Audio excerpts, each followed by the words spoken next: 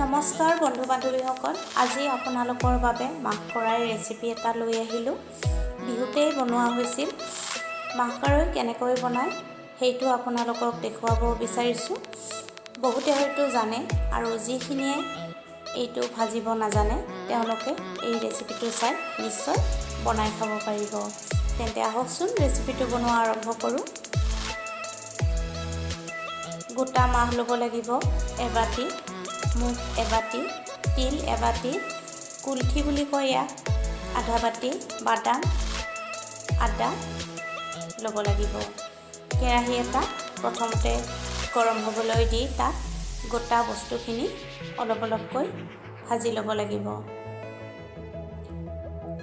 ঘনাই ঘনাই লৰাই থাকিব লাগিব যাতে তলৰ পৰা ক'লা পৰি নাহে।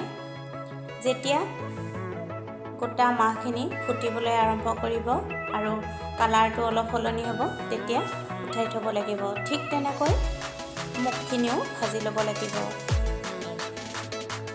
নিজেই গম পোৱা যাব মুগৰ ৰংটো সলনি হ'ব আৰু ফুটিবলৈ আৰম্ভ কৰিলে নমাই থ'ব লাগিব।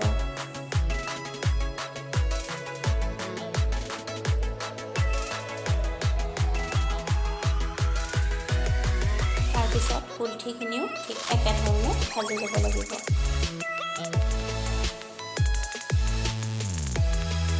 কুলঠিখিনি ভজা হৈ গৈছে, এতিয়া উঠাই ৰাখক। ঠিক তেনেকৈ তিলখিনিও লৰাই লৰাই ভাজিব লাগিব। যেতিয়া তিলখিনি ফুটিবলৈ আৰম্ভ কৰিব তেতিয়া তাক নমাই ৰাখিব।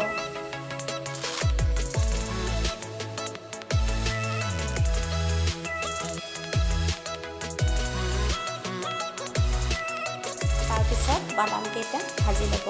বাদামকেইটা ফুটিলে নমাই ৰাখিব আৰু তাৰ বাকলিখিনি গুচাই ল'ব লাগিব।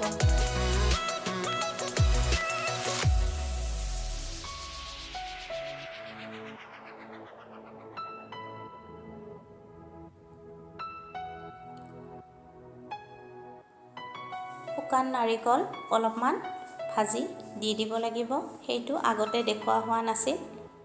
অলপমান ৰঙচুৱা হ'লে নমাই ৰাখিব। আপোনালোকে ইয়াত বুটো দিব পাৰে।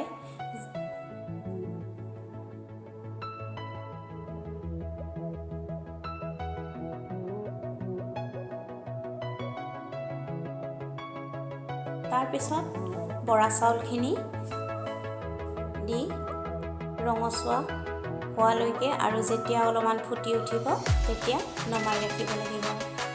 খুব ধুনীয়াকৈ ফুলি উঠে। বৰা চাউলখিনি ধুই নিমখ সানি 4 ঘণ্টামান ৰাখিব লাগিব। তাৰপিছত ভাজিব লাগিব।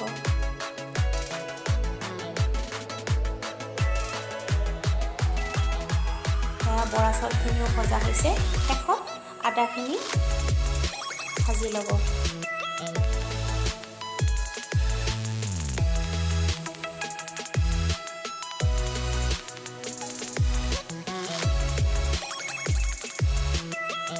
ভজা হৈ গৈছে। এতিয়া সকলোখিনি উপকৰণ ভালকৈ মিহলি কৰি ল'ব লাগিব। তিলখিনিৰ লগত বৰা চাউলখিনি দি দিয়ক, ভাজি লোৱা মাহখিনি দিয়ক, মুগখিনি দি দিব, কুলঠিখিনিও দিব, ভাজি লোৱা নাৰিকল, আদা বাদামকেইটা বাকলি গুচাই দি দিব আৰু তাৰপিছত সকলোখিনি উপকৰণ ভালকৈ মিহলাই ল'ব। ভালকৈ মিহলি কৰা হৈ গ'লে আপোনালোকে তাক পৰিৱেশন কৰিব পাৰিব। মাহকৰাইখিনি প্ৰায় ৰেডি হৈছে। এতিয়া ইয়াক আপোনালোকে কেঁচা জলকীয়া, পিঁয়াজ, মিঠাতেল আৰু নিমখ দি পৰিৱেশন কৰিব। মোৰ এই ৰেচিপিটো চাই যদি আপোনালোকে ভাল পাইছে তেতিয়াহ'লে প্লিজ ভিডিঅ'টোত এটা লাইক কৰিব, কমেণ্ট কৰিব আৰু আপোনালোকৰ বন্ধু বান্ধৱীৰ লগত ভিডিঅ'টো শ্বেয়াৰ কৰি দিব। আৰু এতিয়ালৈকে যদি মোৰ চেনেলটো ছাবস্ক্ৰাইব কৰা নাই তেতিয়াহ'লে ছাবস্ক্ৰাইব কৰিব। কাষত থকা বেল আইকনটো প্ৰেছ কৰিব। পুনৰ উপস্থিত হ'ম এটি নতুন ভিডিঅ'ৰ সৈতে। আজিলৈকে আহিছোঁ। ধন্যবাদ।